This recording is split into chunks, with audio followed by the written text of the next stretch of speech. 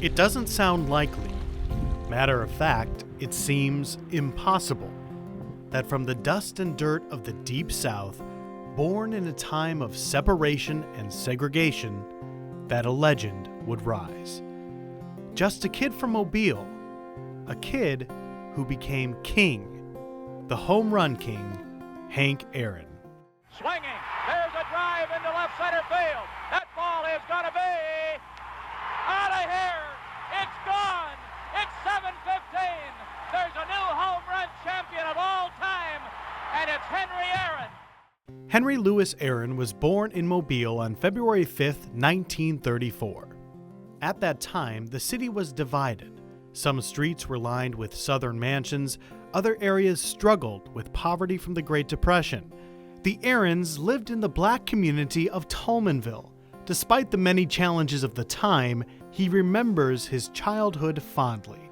I had a great childhood, really. I learned an awful lot from my older sister. We learned a lot from each other.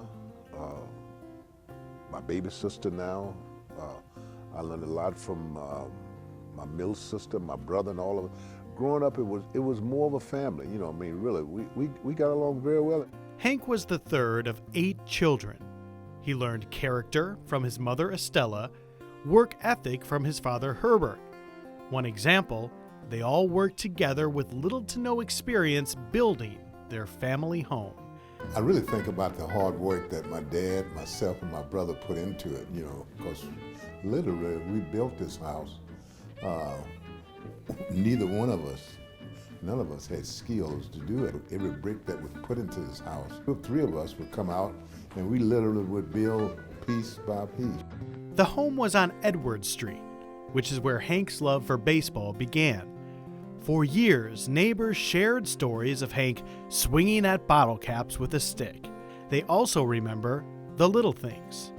My grandmother was the one that sewed the stripes up his pants. A defining moment came when Hank was 14. In the spring of 1948, the Brooklyn Dodgers made a stop in Mobile. His idol, Jackie Robinson, spoke to a black crowd on Davis Avenue. Aaron wrote, "They say certain people are bigger than life, but Jackie Robinson is the only man I've ever known who truly was." Shortly after, Hank's path to professional baseball began.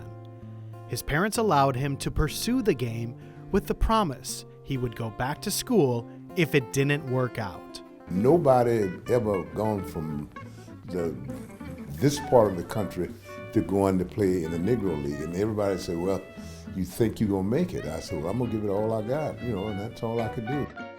He boarded a train in 1951 to play in the Negro League for the Indianapolis Clowns.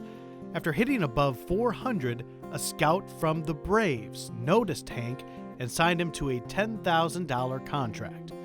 Hank was a minor league superstar. He was named Rookie of the Year with the Eau Claire Bears and MVP with the Jacksonville Braves. On the field, things were great, but there was plenty of uncomfortable moments off. Hank once described the time his team ate in a Washington, D.C. restaurant, and instead of cleaning the plates, the workers smashed them. Even in the nation's capital, the home of freedom and equality, plates touched by black men had to be destroyed. Despite those moments, Hank persisted, and in April of 1954, he made his major league debut as a member of the Milwaukee Braves. From the start, he was something special. By the end, he was a legend, hammering Hank Aaron. In my opinion, who's the greatest ever, his name is at the top of the list. In fact, he's my number one guy.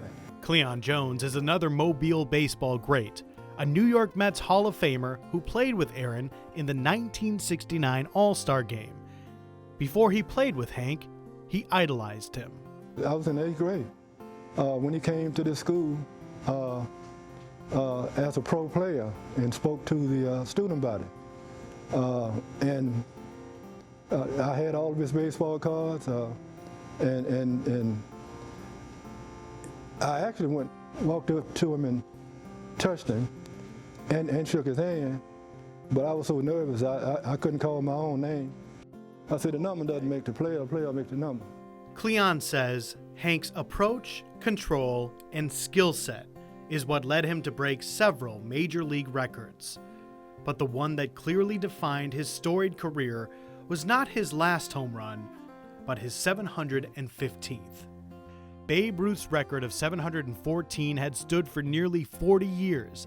It was easily the most revered record in all of sports.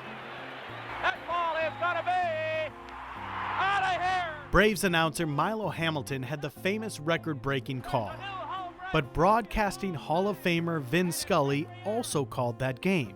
His words had a way of capturing the moment and defining its time and place in history. Fastball is a high drive into deep left center field. Buckner goes back to the fence. It is gone. What a marvelous moment for baseball. What a marvelous moment for Atlanta and the state of Georgia. What a marvelous moment for the country and the world.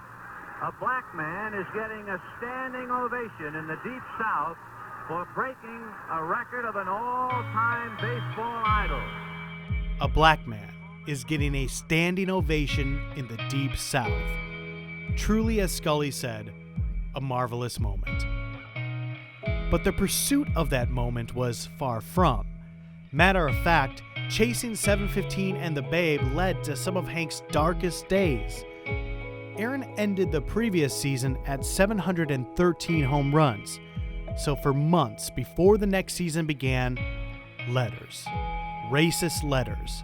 Notes like, if you take the field, you'll be shot. Not just one death threat, many. It wasn't fun for him. Well, it should have been fun, but it wasn't fun because all the things that he was going through. Leading up to 715, Hank was forced to stay at different hotels than the rest of his team to stay safe. When they came to New York City to play the Mets, Cleon could tell that Hank needed his friend from Mobile. I called my wife and told her, I said, well, I'm not coming home tonight. I'm going to be with Hank. And she said, what's that about? I said, we just need to talk. They talked all night. Hank told Cleon he was on the verge of quitting. Cleon listened and was able to find the right words to help his friend. The next day, he came to the ballpark, and he had a big smile on his face, and we stood and talked. He said, man, I'll never forget this. I appreciate it. And we all know what happened after that. He broke the record. Hank finished his baseball career back where it started in Milwaukee, this time with the Brewers. He hit his last home run, number 755, on July 20th, 1976. That October, at the age of 42, after 23 years, Hank retired from the game with an RBI single in his last at-bat. Most importantly, Hank had overcome and was finally able to celebrate the joy of hitting 715, his career-defining moment. How would Henry Aaron describe Henry Aaron's 715th home run? I will describe it this way. Hank backs out of the batter's box. He takes out his spikes. He's thinking now. What? Al Downing is out on the mound. What's he gonna throw me? He's delivered a swing, long drive, way back. It's gone! He's gone! 750! No doubt! Yeah. While Hank's career flourished, so did his family. He had 5 children with his first wife, Barbara Lucas. Tragically, one died shortly after birth in the hospital. Barbara and Hank got divorced in 1971, and in 1973 he married Billy Williams. They adopted a daughter. In 1976, Hank accepted a position as the Braves' Director of Player Development. They returned to Atlanta, and it became the permanent home for the Aarons. In 1982, Hank was inducted into Cooperstown, This unassuming man from Mobile, Alabama. a no-doubt first ballot Hall of Famer.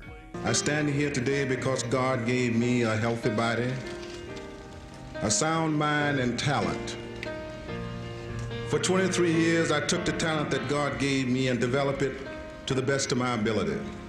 For it was not fame I sought, but rather to be the best baseball player that I could possibly be. Thank you very much. In the years that followed, Hank regularly made public appearances and devoted much of his time to philanthropic work. Along with his wife, Billy, they helped thousands of kids obtain millions of dollars worth of scholarships through the Hank Aaron Chasing the Dream Foundation. I think about my mother many, many years ago when she told me, she said, son, she said, if you chase your dream long enough, you'll find out that you can fulfill it. In addition to giving back, Hank began to speak out more and more on social issues, like the deadly Charlottesville race riot in 2017. It makes you feel sad, and it makes you kind of wonder, how far we have gone and how far we still need to go. He also spoke in favor of athletes and their right to protest. We didn't get to where we are today because we sat back and kept our mouth closed or scratched our head and sat and didn't do anything, And I think that if you have an opinion, you should voice your opinion. And if you voice your opinion, then let people know that is your opinion and you're not speaking for anybody but yourself. Hank was continually asked his opinion on steroid use as the world watched his home run record fall to Barry Bonds in 2007. Hank said he believes steroids were a factor and that there should be an asterisk next to the record to indicate it happened in the steroid era. Nevertheless, he recorded a graceful, classy message that aired in the stadium moments after Bonds hit number 756. I would like to offer my congratulations to Barry Bonds on becoming baseball's career home run leader. It is a great accomplishment which requires skill, longevity, and determination. Throughout the past century, the home run has held a special place in baseball, and I have been privileged to hold this record for 33 of those years. I'll move over now and offer my best wishes to Barry and his family on this historical achievement. My hope today, as it was on that April evening in 1974, is that the achievement of this record will inspire others to chase their own dreams. Hank's dream began in Mobile. The port city proudly celebrated his life and legacy time and time again. The route circling downtown was named the Hank Aaron Loop. In 1998, Hank Aaron Stadium was built and for decades played home to the minor league Mobile Bay Bears. How does it feel to be home? Oh, God, it feels great. It feels great. Hank made several trips home, like this Mardi Gras celebration in 2017. I'm going to have really an opportunity to have my grandkids, I hope, to come here from New Orleans, to come here and see a real Mardi Gras. There you go. In 1956, Hank was mayor of the Mobile Colored Carnival Association. 61 years later, and then named MAMGA, they invited Hank back to receive its humanitarian award for a lifetime of philanthropic work. That just keep on pushing and keep on understanding that as much as we have achieved in life, there is much more to be achieved. Out of all of Hank's achievements, in his own words, the greatest day of his life took place here in Mobile. In a collaborative effort that took years, the home his family built with their bare hands was moved, restored, and dedicated as the Hank Aaron Childhood Home and Museum. I really don't know how to begin to thank all of you for taking time from your busy schedule to share with my family and me one of the biggest, if not the biggest, honor of my life. The ceremony took place on April 14th, 2010. Hank's family, Bay Bears management, city leaders, then Major League Baseball Commissioner Bud Selig, and 6 Major League Hall of Famers, including Willie Mays, all came to show their support and pay tribute to Hank. All of this is beyond my wildest imagination. That this little house that I helped my daddy build would one day be relocated on the grounds of a stadium that was named in my honor. God does truly works in mysterious ways. His wonder to perform. Perform wonders. Something Hank achieved on and off the field. Arguably the most prolific hitter of all time. A civil rights leader by example and words. And a philanthropist, helping thousands of children further their education. At the core of it all, an unlikely beginning. Just a kid from Mobile. A kid who became king. The home run king. Hank Aaron.